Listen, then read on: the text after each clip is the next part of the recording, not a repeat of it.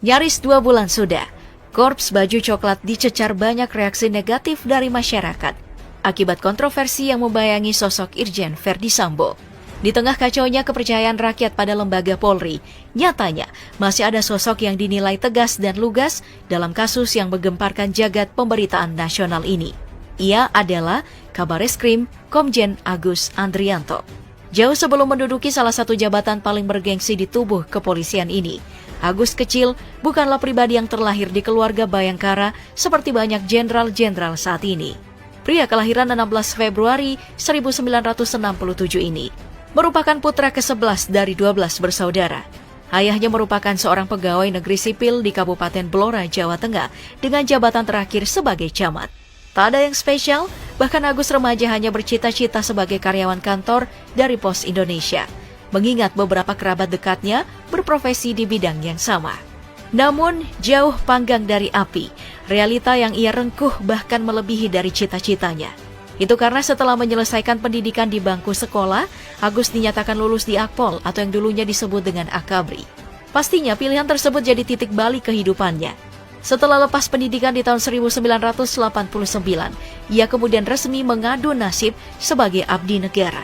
Titian karir pertamanya sebagai bagian dari Korps Baju Coklat Kapolsek Sumbul, Kabupaten Dairi, Provinsi Sumatera Utara. Seperti layaknya Polri pada umumnya, pindah tugas ke wilayah lain adalah hal yang lumrah dan pasti dialami. Terhitung selama dekade 90-an, berbagai posisi ia emban dengan masa jabatan berkisar antara 1 hingga 2 tahun. Di antaranya Kapolsek Parapat, Kapusko Dalops Polres Lampung Selatan, hingga Kasat Serse Poltabes Medan. Pangkat di pundaknya terus bertambah, apalagi ketika menjabat Kasat Distreskrimsus Polda Metro Jaya pada tahun 2006, kemudian dilanjutkan sebagai Kapolres Tangerang setahun berselang. Akan tetapi nama Agus mulai masuk ke jajaran Jenderal Elit Polri setelah dirinya didapuk sebagai Wakapolda Sumatera Utara di tahun 2017 lalu. Berselang 1 tahun kemudian, lulusan perguruan tinggi ilmu kepolisian tahun 1995 ini menduduki kursi pucuk pimpinan Polda Sumatera Utara sebagai Kapolda. Tak butuh waktu yang lama, Agus ditarik ke Mabes Polri untuk naik pangkat menjadi Komisaris Jenderal sekaligus duduk sebagai Kepala Badan Pemelihara Keamanan atau Kabar Harkam menggantikan Komjen Firly Bahuri yang bertransisi menjadi Ketua KPK. Di jabatan ini Agus bahkan sempat masuk ke kandidat Kapolri saat Jenderal Idam Aziz mendekati masa purna bakti. Namun takdir berkata lain, Presiden Joko Widodo menunjuk Komjen Listio Sigit yang notabene adik tingkat Komjen Agus sebagai Kapolri baru di tahun 2021 lalu. Namun bukan masalah, suami Eva Selianti ini akhirnya diberi amanah sebagai Kabareskrim di bawah komando Kapolri baru tepat setelah dilantik. Segudang prestasi telah ia torehkan. Bukti bahwa pangkat di bahunya bukan sebagai hiasan semata. Semasa menjabat Kapolda Sumatera Utara, Komjen Agus sukses mengamankan jalannya pesta demokrasi tahun 2019 lalu, mengingat Sumut adalah salah satu daerah rawan konflik saat itu. Di era pandemi COVID-19, peraih anugerah bintang Yuda Dharma ini juga didaulat sebagai Kepala Operasi Terpusat Aman Nusa II penanganan COVID-19. Panjangnya perjalanan karir tersebut pasti menimbulkan banyak pertanyaan soal gelimang harta yang ia kumpulkan, mengingat berbagai jabatan bergengsi yang sempat ia emban. Namun tampaknya, Komjen Agus bukanlah seperti yang kebanyakan orang bayangkan soal glamornya kehidupan perwira tinggi Polri. Di garasi rumahnya cuma ada mobil-mobil reguler yang sering kita lihat di jalan, seperti ada Toyota Vios tahun 2003. Sedan kompak andalan brand terlaris di Indonesia ini cukup familiar karena populasinya yang lumayan menjamur. Selain lumayan nyaman, Vios juga merupakan simbol durabilitas tanpa batas Toyota yang tahan banting. Buktinya, Vios sejak generasi pertama seperti yang dimiliki Komjen Agus ini sampai generasi terbarunya masih dipercaya sebagai armada taksi paling populer.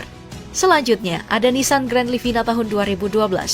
Jauh sebelum kelas LMPV disesaki para pendatang baru seperti sekarang.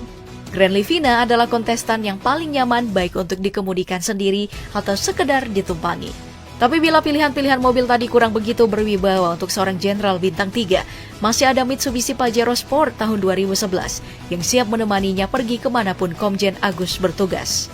Selain tampangnya yang gagah, performa dan keandalan mobil ini memang layak disebut sebagai SUV sejati.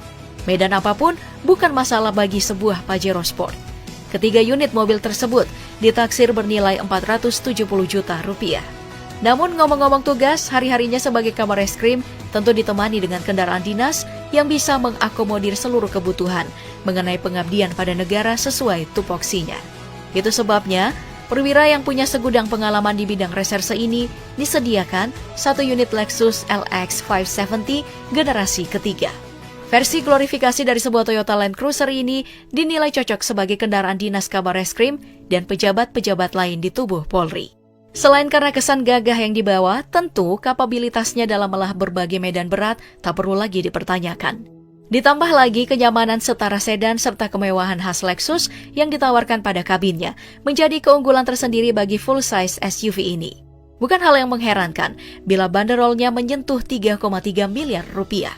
Di luar kendaraan, Komjen Agus masih memiliki aset berupa tanah dan bangunan senilai 864,4 juta rupiah. Aset properti sebesar itu terbagi di dua lokasi, masing-masing di Jakarta Timur, serta di Kabupaten Musi, Banyuasin, Sumatera Selatan. Di salah satu kediamannya tersebut, Komjen Agus tampak gemar menghabiskan waktu bersama keluarga kala masa dinasnya usai.